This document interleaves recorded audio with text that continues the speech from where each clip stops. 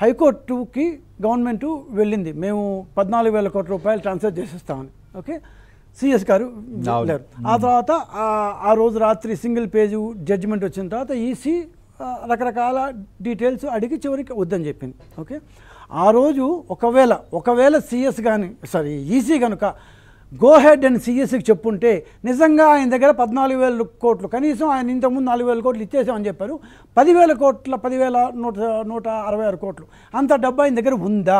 లేనే లేదు.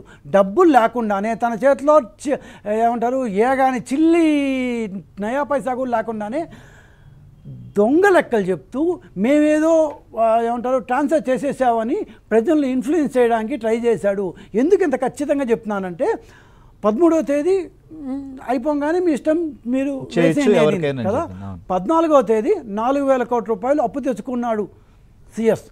రోజువారీ వచ్చే ఆదాయం తీసుకొని 15వ తేదీ మధ్యాహ్నం పైన 5,162 కోట్లు వేశారు. నీ దగ్గర నిజంగానే 10వ తేదీ ఈసీకి పోయే సమయానికి 10,000 కోట్ల రూపాయలు ఉంటే నువ్వు ఏ స్కీములు లేవు, మార్చి నుంచి ఏ స్కీములకి మనం డబ్బు ఖర్చు పెట్టట్లేదు, రాష్ట్ర సొంత ఆదాయం వస్తుంది. మార్చి నుంచి నువ్వు 21,000 కోట్ల రూపాయలు అప్పు చేసావు. ఏం చేసావు? ఎవరికి ఇచ్చావు? స్కీములు దేనికి ఇవ్వలేదు. నువ్వు 10వ తేదీ నీ దగ్గర 10,000 కోట్ల రూపాయలు ఉండుంటే నువ్వు ఆటోమేటిక్గా 14th మొత్తం వేసేసి ఉండాలి కదా. ఈ రోజు కూడా వేయలేదు. ఇంత డబ్బులు నువ్వేం చేసావు?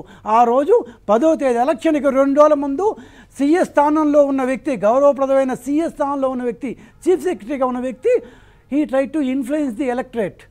సో మేము గవర్నమెంట్ తరఫున 14,000 కోట్ల రూపాయలు వేసేస్తున్నాం అంటే అంతమందికి దాదాపు 1 కోటి మందికి పైగా ఓటర్లను ఇన్ఫ్లుయెన్స్ అయిన ట్రై చేసిన సిఎస్ ఏ విధంగా మంచి వ్యక్తి అవుతాడు? ఏ విధంగా అతను మనం కంటిన్యూ చేయాలి? ట్రాన్స్ఫర్ చేయండి, లేకపోతే బదిలీ చేయండి, యాక్షన్ తీసుకోండి, ఇంకా అడిగితే సస్పెండ్ చేయండి అని అడగడంలో తప్పే ఉంది.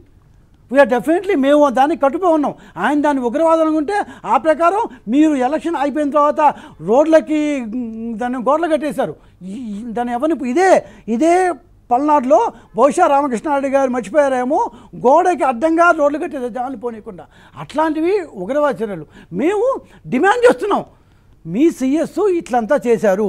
పోతే ఇంకోటి, ఆయన ఎలక్షన్ కమిషను మోడీ గారు వచ్చినప్పుడు సెక్యూరిటీ లాప్సెస్ కోసం ఎవరెవరిని సస్పెండ్ చేయాలి ఇలా చేయాలంటే ఆయనే ఇచ్చాడు దాన్ని నెక్స్ట్ పేర్లు, ఆయనే పేర్లు ఇస్తాడు. ఆ యొక్క పేర్లు ఇచ్చిన వాళ్ళు దాన్ని సరిగా చేయలేదని చెప్పి ఆయనే కొంతమంది ట్రాన్స్ఫర్, కొంతమంది సస్పెండ్ చేస్తారు. అంటే ఇప్పుడు తిరుపతిలో జరిగిన ఇన్సిడెంట్కి నరసరావుపేట, మాచర్ల ఇక్కడ జరిగిన ఇన్సిడెంట్కి ఇప్పుడు తేడా ఉంది. అక్కడ హత్యాయత్నం, ఇక్కడ దాన్ని హత్యాయత్నాలే. కానీ ఈ సిఎస్ గారు ఆయన ట్రాన్స్ఫర్ చేస్తారు, ఇక్కడ ఉన్న వాళ్ళని సస్పెండ్ చేస్తారు. అంటే ఆయనకు కావాల్సిన వాళ్ళని ట్రాన్స్ఫర్ చేసుకుంటారు, కానీ వాళ్ళని సస్పెండ్ చేస్తారు. ఈ టైప్లో మీరు ఇంత లెవెల్లో ఆర్థికంగా ఇప్పుడు నేను ఇందాక చెప్పినట్టు you try to influence the voters. ఒక సిఎస్ స్థానంలో ఉన్న వ్యక్తి ఓటర్లను ఇన్ఫ్లుయెన్స్ చేయడం చట్టవిరుద్ధం కదా.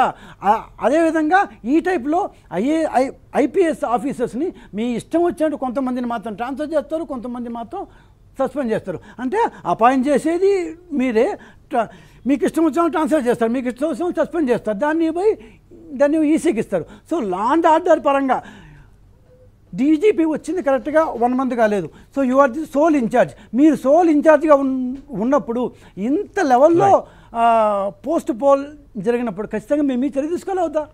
ఎందుకు చర్య తీసుకోకూడదు? సిఎస్సి ఎందుకు సస్పెండ్ చేయకూడదు? ఎందుకు అట్లీస్ట్ ట్రాన్స్ఫర్ చేయకూడదు? ఓయ్ దాంట్లో అడవుల్లో దాని తప్పే ఉంది.